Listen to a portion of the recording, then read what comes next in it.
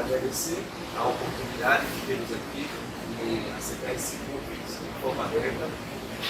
O nosso objetivo aqui é a gente começar algo que somente Deus vai conduzir e vai conhecer o final de tudo isso aqui. Eu penso que nós estamos a ter uma unidade muito boa a nível nacional, a nível das igrejas. Temos várias instituições, temos vários projetos que vêm dessa mulher, e eu penso que a gente precisa ouvir todas essas cabeças e no final de tudo, dessa conversa toda, a gente conseguir ouvir a voz de Deus através de cada pastor, através de cada missionário, através de cada instituição que está trabalhando em Santo Meio do Príncipe, de forma que talvez no final do ano a gente tenha um documento para apresentar até para a Aliança Evangélica, para dizer, olha, é tudo que a gente tem ouvido, a gente acredita que esse é o caminho certo para nós andarmos e vamos ver como a gente pode andar junto nessa direção. Esse é o objetivo desse bate-papo, esse é o objetivo dessa conversa. É uma conversa com os pastores, de modo geral, e também vai ser uma conversa também com as instituições. Hoje, nós estamos aqui nessa conversa mais especificamente com pastor e como missionário. O Iata é missionário, o irmão Joel aí é o pastor aqui em Santo Tomé. O irmão Emanuel, irmão, seja bem-vindo ao nosso país, né? Está aí também, chegou numa hora certa, também pastor.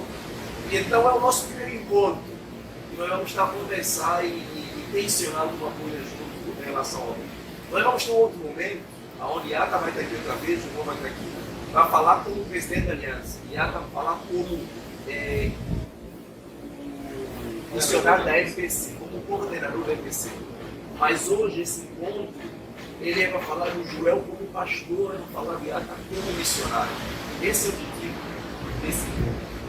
Entendeu? Então a gente bater um papo, tomar um café juntos e orarmos juntos para cá. Então, para a nossa conversa, eu tenho aqui 5 perguntas. Primeiro é uma apresentação, o testemunho,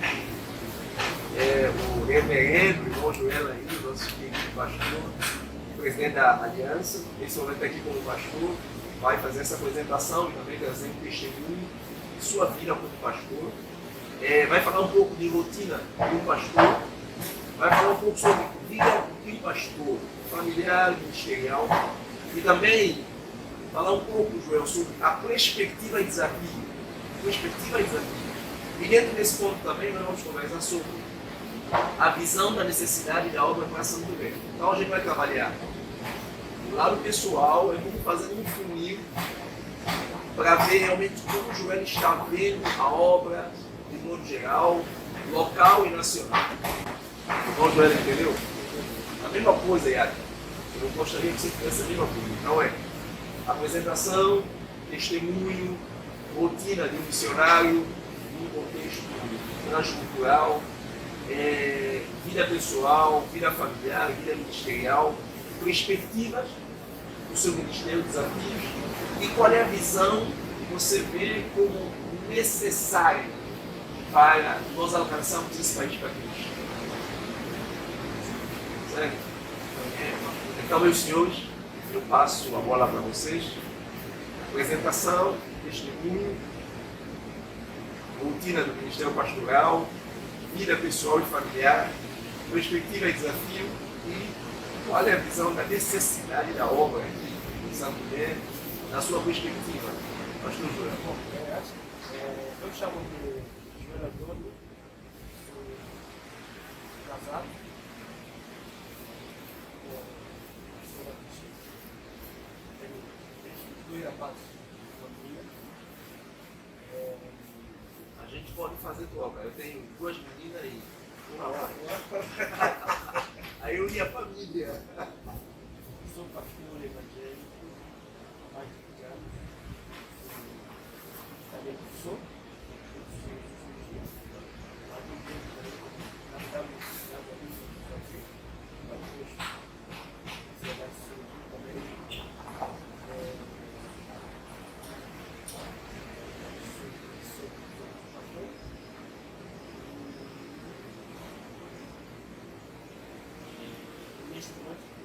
é o Guilherme da Aliança Evangélica, que é uma associação, né? Bom, qual é o testemunho? Eu não sei porque é testemunho. O testemunho mais relacionado assim a chamar o ministério, por exemplo assim, o seu testemunho assim, como é que você chegou a ser pastor? Na verdade, eu nasci no lar cristão. Eu estava a igreja como qualquer filho do pastor. Não sou cristão, no lar. Meus pais também eram pastores, filho de pastor. E cresci nesse ambiente, mas a uma certa altura, na igreja onde eu cresci, eu me lembro, começou a acontecer umas certas questões que acontecem em qualquer igreja. E na altura, se calhar pela minha idade, na verdade espiritual, eu acho que comecei a comparar, a tentar ver a lógica das coisas. E a visão que eu tinha de uma igreja deveria ser, a vida que deveria ser, não estava sendo realidade. Então não tem que ser. E eu comecei a pensar, bom, se calhar eu não sei tudo que eu aprendi, Exato. Mas isso é um ponto bom. se calhar até agora tem que enganar. Depois eu pensei assim, se calhar se eu nascesse no lar, agora eu teria que aprender. Esse lugar aqui, eu teria que ver. Por calhar eu nasci no lar evangélico, eu sou evangélico. E essa reflexão toda, junto com as coisas que vinham acontecendo, eu deixei, abandonei a igreja e vivi como qualquer pecador.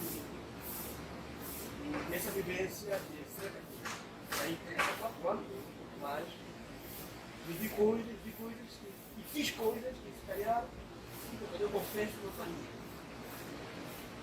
E depois cheguei a uma situação de cuidado, então vim confrontar, você volta a crer nas coisas que você queria, então você crê que tudo isso era falso e gosta. Então, assim, duas coisas, eu comecei a buscar a igreja, a exploração. Fui a uma vez, fui a outra, mas estava bacantemente. Nessas buscas, ou melhor, a busca escura, nada acontecia. Até que, certa vez, eu creio que foi Deus que eu comecei a ter eu não sei o nome da igreja, então, parei de procurar a igreja. Eu comecei a viver de mim. Eu creio que o Espírito Santo falou muito a você. E fez uma minha perspectiva da minha vida, como era, como sou, como, embora eu não tinha ela uma fé madura, mas a minha vida é diferente. Hoje, eu sou uma outra pessoa bem diferente. E se calhar com dias contábil.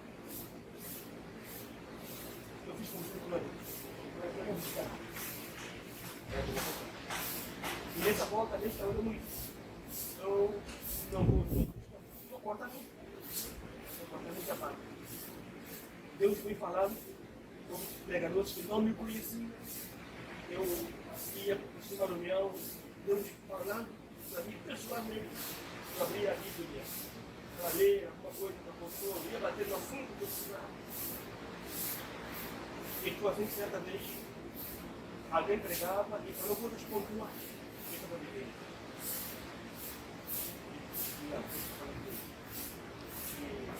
E a primeira vez, eu fiz uma oração de vida.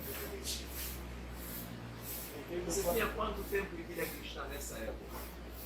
Bom, como você não foi nascido, eu tinha por aí, já nos. Essa história que eu te conto agora, eu tinha por aí uns 27, 28 anos. Eu posso naquele. Falei com ele. Mas quando a pessoa dá, eu não sei o que eu disse. E se eu não morri,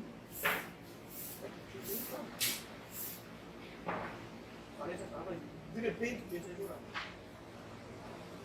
Chorei,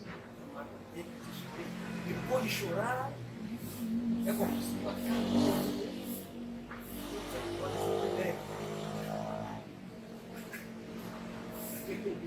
a falar, eu primeiro que tinha,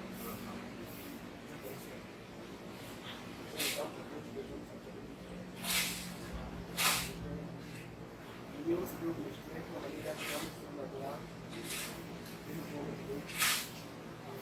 eu uma coisa guardei um pedido, sabe? Isso eu não fazia para você, então pode ser qualquer coisa. Pode ser para aquilo que eu havia pedido. E daí, tem que ter um coração, chegar eu chamava, eu cheguei de pessoas ricas,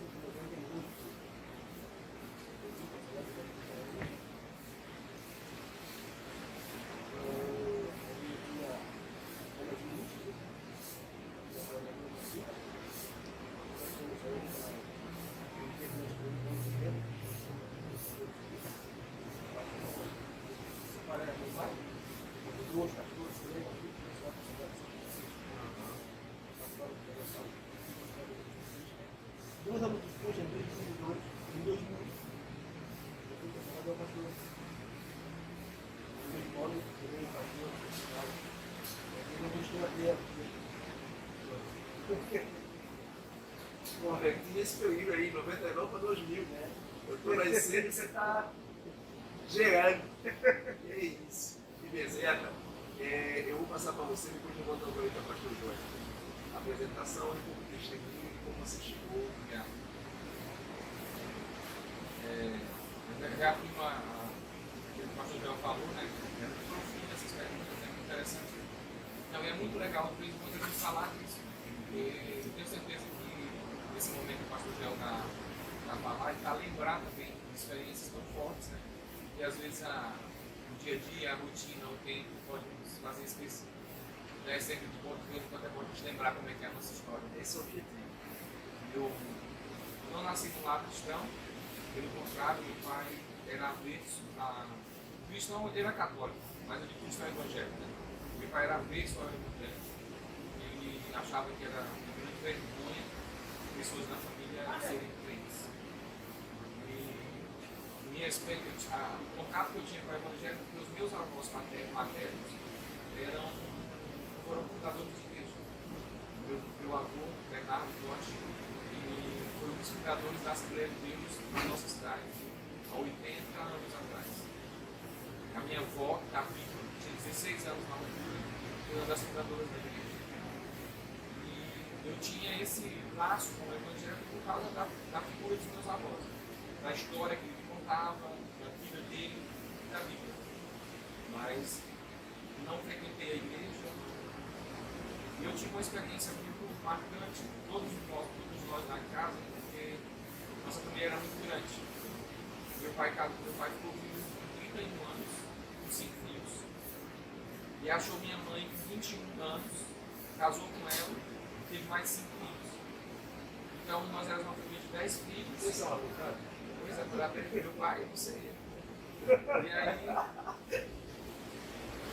E aí nós éramos uma família grande, a minha mãe 10 anos mais nova que meu pai um comerciante, nós comerciantes da cidade, tudo, mas nossa vida era uma vida muito estranha, porque meu pai era muito promíscuo, ele era muito adulto, ele traía minha mãe demais. Então eu cresci com uma referência terrível do meu pai, eu tinha vergonha dele em muitas coisas. Se tem algo assim, meu pai me ensinou sobre o trabalho. Meu pai é muito trabalhador, e tal, honesto, mas no quesito caráter, lealdade, a minha mãe, isso aqui era terrível. E aí chegou um momento que minha mãe viajou de férias, passar alguns dias, coisa rápida, E ela hospedou na casa da irmã dela, que era casada com um pastor. Porque os outros filhos da minha avó, dois deles se converteram e os outros não. Isso tem como fazer com a gente, vai ter que constar aqui muita coisa. Mas a nossa família era dividida nesse sentido. E a minha mãe, ela teve a semente do evangelho, por conta dos pais e tal. Mas minha mãe era uma jovem que foi estudar fora, e com 21 anos fumava. Era uma menina diferente das outras do interior. Foi para a cidade, que voltou toda, né? E de repente ela casa com o pai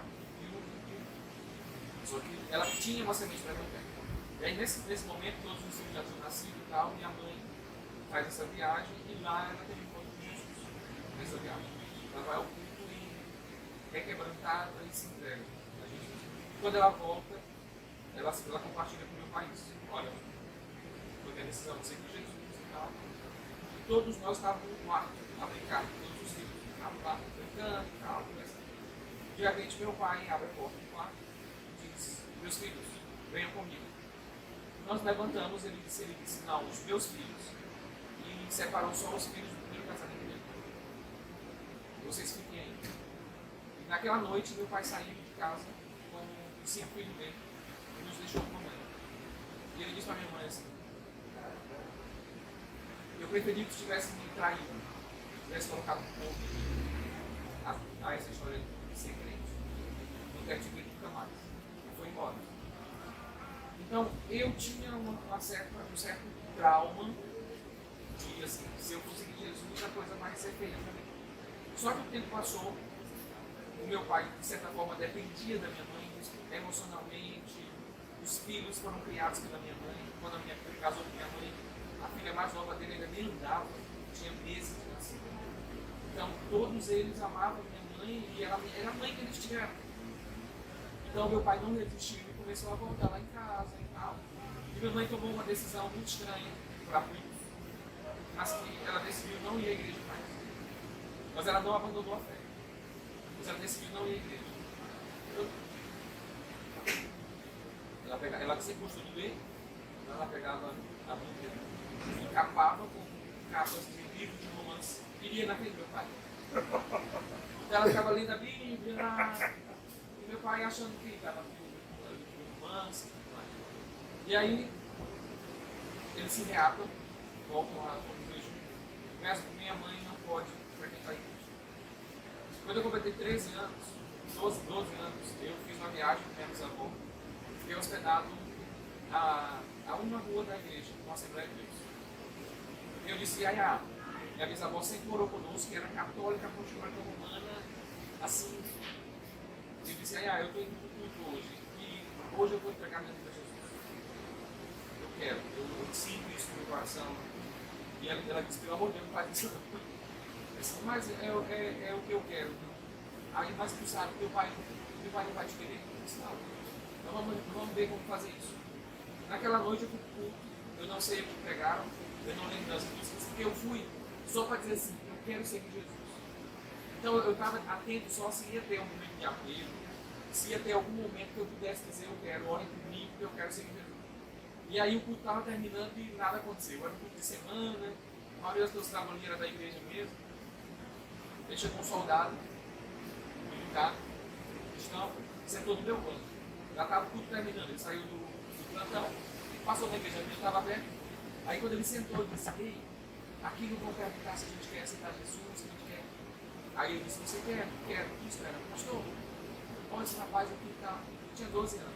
Aí eu fui lá na frente, oraram por mim, colocaram meu nome lá no livro e voltei para casa feliz. Assim, uau, tá. Só que tinha uma estratégia, meu pai não poderia saber.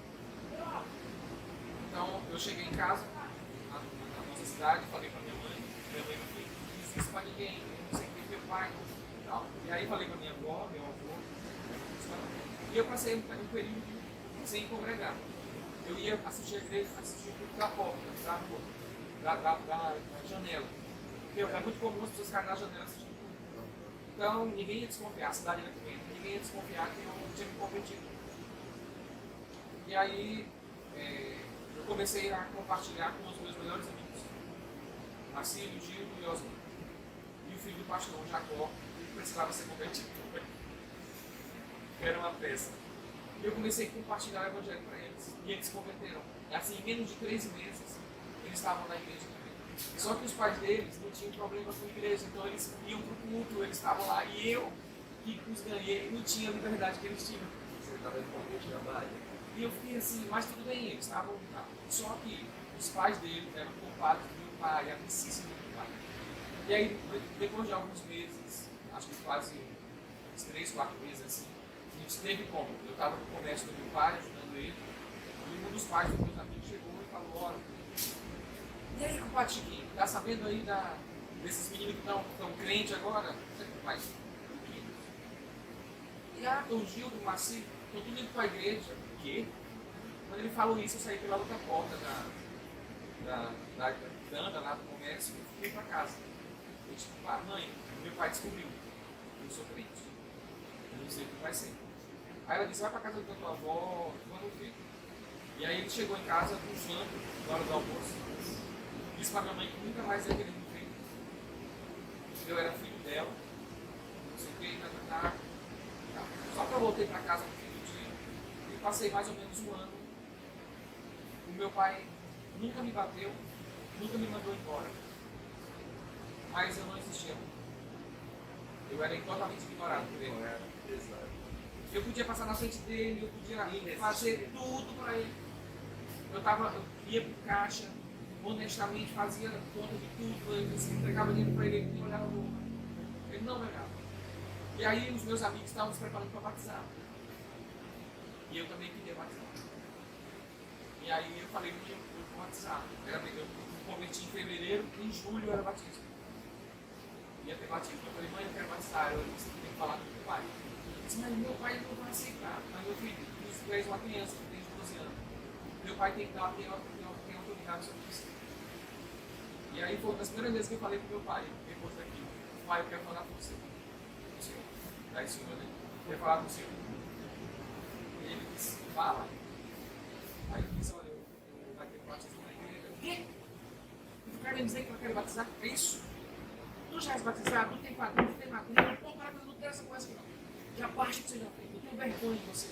Eu não conto você como filho. Então para com isso. Você. E eu saí chorando pela manhã. Eu fui assistir o batismo dos meus amigos. Na beira do rio eu chorava, muito emocionado, mas também eu estava ali, não era um misto de tristeza por não batizar, mas de muita alegria de ver os meus amigos sendo batizados. E aí, no ano seguinte eu me batizei, sem perguntar para o pai, eu já sabia que eu ia deixar. Então, eu fui batizado e eu comecei a E aí foi ali que eu tive as minhas primeiras experiências de evangelismo, além dos meus amigos.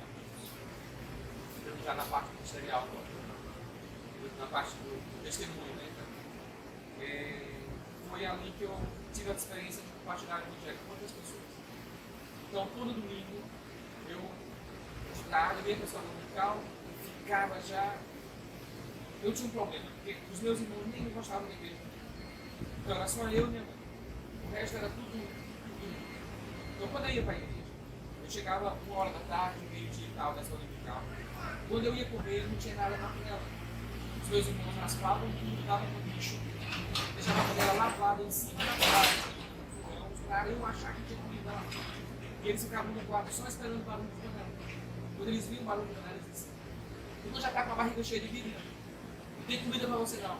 Aí eu decidi que hoje em diante, domingo é jejum. Então, durante anos, todo domingo eu jejuava, porque eu sabia que tinha comida. Não, eu vou jejuar. Daí eu aproveitava a tarde, já que não tinha comida, para evangelizar pessoas. E eu geralmente convidava uma a ver na igreja, pessoas mais velhas. Elas não queriam ir. E eu não entendia. Eu disse: mas por quê? Se isso é tudo, por que vocês não querem? Não, porque não sei o quê. E aí, de vez em quando, eu tinha algum companheiro. Aí, às vezes, eu comecei a chamar pessoas mais novas que eu, porque era mais fácil de levar. E um dia eu compartilhei o evangelho com uma senhora, mais ou menos seus 80 anos. E quando eu comecei a falar do plano da salvação, falar de Adão, Eva, a mulher parece que estava ouvindo aquilo pela primeira vez. Uma mulher de 80 anos falava assim: mas que história é essa? Isso no Brasil, né? No Brasil. Mas Ela diz assim, agora mais repara. Tipo assim, agora repara isso que está me contando. Eu orei por aquela senhora e tal, e saí dali chorando e disse, Deus, eu quero viver para isso. Eu quero viver para falar para gente. Eu quero viver para contar essa história para as pessoas. E eu acho que vai a oração das pessoas. Eu não tinha ideia do que eu estava dizendo. E a minha vida foi essa. Só que eu tive momentos que deu dia também. Acordar na situação do meu pai. Com 16 anos eu pensei diferente. Não, eu vou conquistar meu pai. Eu sou cristão, eu posso ter essa vida como meu pai assim. E eu decidi conquistá-lo. Eu estava reformado, comprou uma clínica, morava na cidade, estava estudando fora, só ia nas férias para lá. Então eu decidi conquistá-lo. E aí eu fiz uma horta para ele, tal, eu vou chamar a atenção do meu pai. E quando é coisa de trabalho, parece que chama a atenção. Tudo que envolve trabalho, meu pai gosta. Então, naquela altura, a conversa que eu tinha com meu pai era só sobre trabalho. Está trabalhando, porque não era só isso, não tinha como é que está a tua vida, tem namorada, nada. Já com os outros irmãos meus, não, porque à noite eles saíam e buscavam ter mulher. Os meus irmãos tinham relação com mulheres e meu pai no quarto e meu irmão no outro. E eu ficava, como? Vocês não caem minha mãe, nossa mãe. Entendeu? Como eu não fazia isso? Meu pai tinha uma raiva de mim. E aí naquele dia eu estava ali, a horta estava nascendo, era vários dias antes. Meu pai me chamou. Yata! Aquilo soou assim, uau! Finalmente. Meu pai chegou perto de mim, pegou no meu ombro, olhou no meu olho assim, eu vou agarrar esse pra ele agora, vou dar um abraço nele. Meu pai fez assim, Yata, como se eu não tivesse entendido ainda. Tu és o filho que eu não amo. Eu não te amo. Tipo assim, não adianta fazer nada. Eu puxei a mão dele no meu ombro e saí com um nó na garganta, mãe. Eu vou embora, minhas férias acabaram. Não. Eu comecei a orar pelo meu pai para ele morrer. Senhor, mata meu pai, dá um campo para ele, agora salva. Que ele no leito da eternidade me conheça Jesus. Mas esse homem não merece viver. Aí a vida seguiu, eu casei com 20 e poucos anos, 24 anos. Já vivia na cidade, não tinha tanto laço com meu pai. Mas meu pai foi acometido de uma doença. Ele fumou o fio. Só tem metade do pulmão. Só tem um pulmão, na verdade, que funciona. E a visão cegando. E meu pai tinha que ir para a capital. E aí, ele foi para a capital, ele tinha 5 filhos que moravam na capital. Eu era um deles. Ele resolveu ir para a minha casa. Um filho que ele não amava. E aquilo ele falou: não vai vir para a minha casa. Minha vontade era dizer: vai para a casa do Walter, meu filho que você gosta, quer dizer, vou para a minha casa. Eu era seguidor de Jesus, eu tinha que ver aquilo de uma forma diferente. E eu servi meu pai, eu tratei meu pai, levava ele para tomar água na praia, não tinha conversa, mas eu levava. Ele saía comigo para visitar cliente, e ele começou ali a quebrar algumas coisas. Era a véspera de carnaval. Meu pai no carnaval, ele era uma figura folclórica da cidade. Se vestia assim, quando andava, ia em cima do carro, era uma figura. Naquele ano eu disse, pai, eu disse para na minha casa, eu não tenho retiro na igreja. Se eu fico à vontade, não, eu vou para a casa do Walter. Ok, não tem problema. Ele foi para a casa do Walter. Mas teve um dia no retiro que eu tentei insistir com ele, pai, pelo menos domingo, vai almoçar com a gente lá. E ele decidiu ir. Aí eu fui buscá-lo. Naquele dia o meu pastor deu um estudo lá e ele estava lá sentado. Quando terminou, o pastor disse assim, alguém tem alguma pergunta, alguma coisa? Pai, como é que faz? Eu sou maçom. Posso ser crente? Posso ser crente? Ele é maçom. Ele sabia. Ele tinha as viagens dele assim, estranhas, por lugares, todo empacotado de terno e tudo, para outra cidade que não tinha loja maçônica na nossa cidade. Como que eu posso ser seguidor de Jesus e maçom? Porque uma vez maçom para sempre. Só que meu pastor era muito inteirado dessas coisas, tinha lido sobre isso. Ele disse, seu Francisco, nós vamos para terminar tudo, vamos sentar só com dois aqui embaixo da árvore e vamos conversar. Eles passaram a tarde conversando. Fizeram uma amizade com meu pai. Ele fez uma amizade com meu pai, assim, um negócio. Deus começou a fazer uma obra com meu pai. Meu pai ligou para minha mãe e disse assim, Zé, você pensa que você me enganava esse tempo todo? Eu sempre soube que você é seguidor de Jesus escondido. Agora estou ligando para você dizer, pode ser. Eu estou na casa do Iata e tem uma coisa acontecendo no meu coração. Eu não sei o que é. Dentro de 3, 4 meses, meu pai entregou a vida de Jesus. Se converteu, se quebrantou. Meu pai hoje é um homem altamente quebrantado.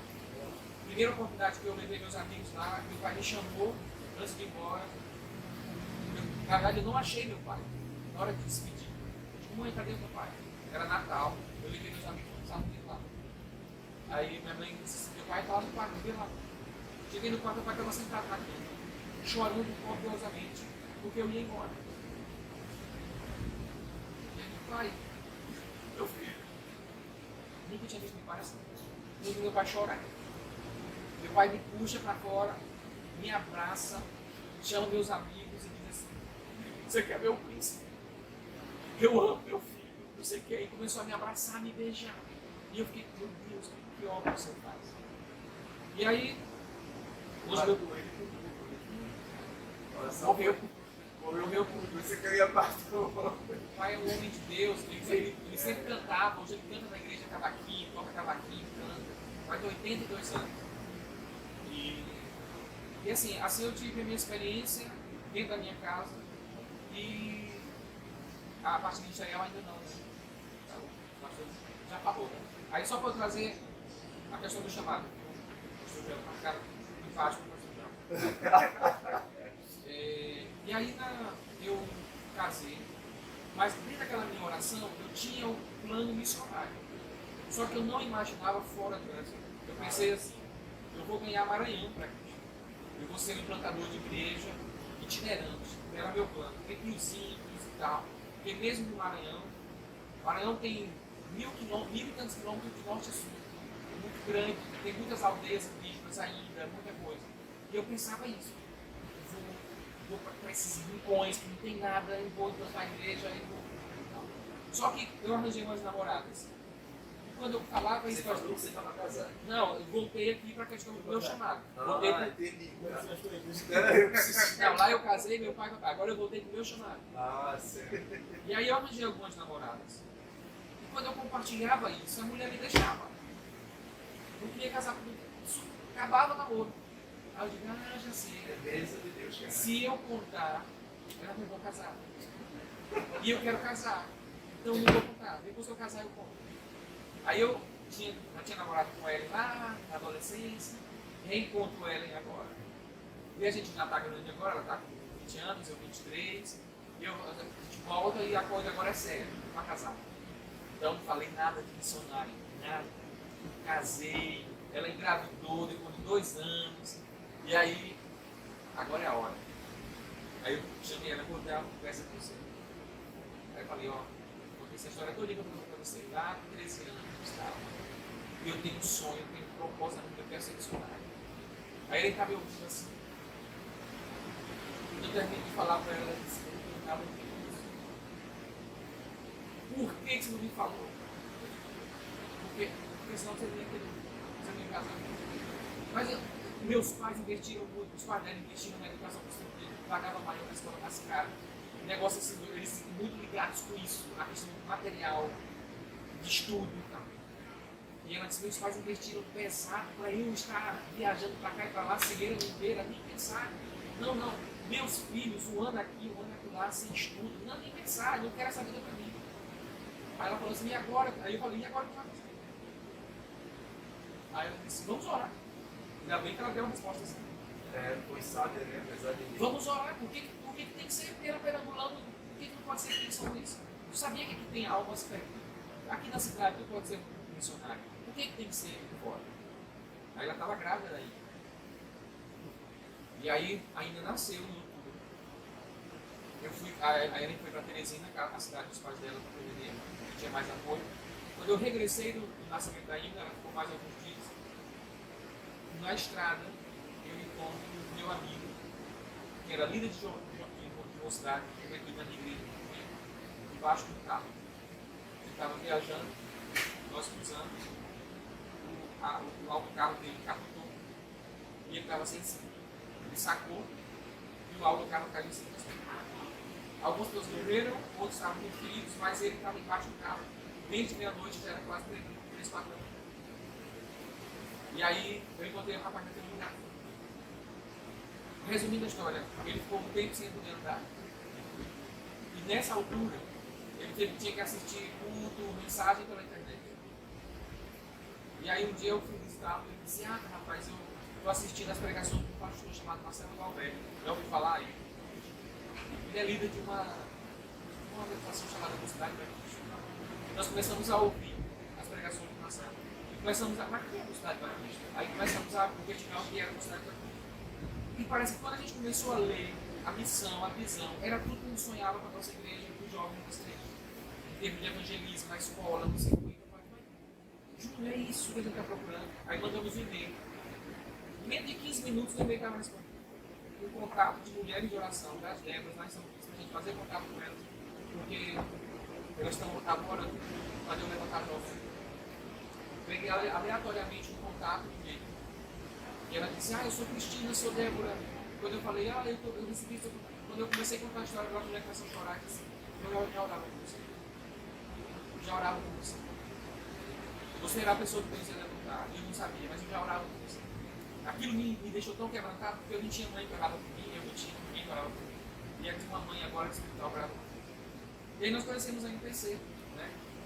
E anos depois da MPC, envolvidos lá na cidade, trabalhando na cidade, depois eu me tornei líder de todo o Nordeste, viajava e tal, nas escolas, eu estava mesmo assim, era tudo que eu queria.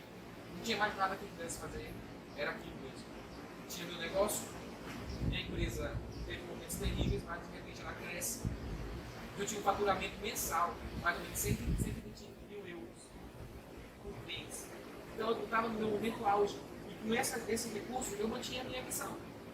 Então eu fazia meu horário, eu ia para as escolas, eu ia para as comunidades, eu levava 120 mil euros. Na altura eram uns 500 mil reais por mês. Nossa, era quase milionário. E aí assim, estava excelente o negócio. E o melhor, eu tinha tempo. Eu já tinha os funcionários que trabalhavam, eu ia fazer coisas mais pontuais que eu tinha que fazer. Tinha carro da empresa, moto da empresa. E aí eu pensei, não, já está. É tudo que eu sonhei. Eu sou missionário, eu me sustento e eu vou fazer a obra do Senhor. Pronto. Ela estava terminando a formação dela em psicologia. Nós fomos para o culto missionário da MPC. Lá no culto missionário, o pastor Frank Valência, que eu tenho algumas vezes, aquele americano que mora no Brasil, já o conheceu, mostrou o mapa do mundo e disse, olha, a MPC do Brasil tem conexões, que é um ministério, para enviar missionário para o Brasil na portuguesa. E hoje nós temos duas orações específicas. Timor-Leste, não temos nada, nem previsão para lá. São Tomé e Príncipe precisamos orar também, porque esse ano vai uma equipe para lá e um missionário vai ficar lá, que era o Marquinhos. Eu estou ouvindo aquilo, mas eu sou líder da Mocidade para Cristo no Nordeste, eu sou líder da minha cidade, eu estou envolvido com tudo, então aquilo ali é só para eu orar e investir. Eu vou abençoar as pessoas que forem para lá. Quando eu penso que não, a Ellen me cutuca. Eu digo assim, amor, daqui a 6 meses eu termino meu curso, vamos para o Timor-Leste. Nossa, minha vontade é assim, não tem nada a ver com isso. Mas eu fiquei tão chocado que eu disse, vamos. Nós não dormimos até lá. Sonhando com o Timor-Leste, chorando com o Timor-Leste. Não falando nada para ninguém, depois compartilhamos só com os nossos filhos. E o tempo passou e nós começamos a nos organizar para isso. Ela engravidou mais uma vez, perdemos o filho. Aquela gravidez foi de Deus, ela colocou um monte de coisa no lugar. E aí, um ano depois, nós estávamos de novo na MPC para dizer que nós iríamos para o Timor-Leste. E aí começamos a nos organizar e o pastor Marcelo queria que a gente fosse já no mês seguinte. Eu disse, não, eu tenho uma empresa, eu tenho que passar isso para alguém, eu tenho que deixar as coisas organizadas, eu preciso de um ano ainda. Aí ele disse, então beleza. 6 meses depois, nós vamos para um culto festivo na cidade, o pastor Marcelo está lá. Termina o culto, ele diz assim, Yata, eu preciso falar com você e ela. Vocês vão para o Timor-Leste, né? Vamos. Ok. Eu conversei com a direção da MPC Nacional e o Marquinhos precisa voltar, fica lá em São Paulo, porque ele vai casar, ele tem um ano sabático.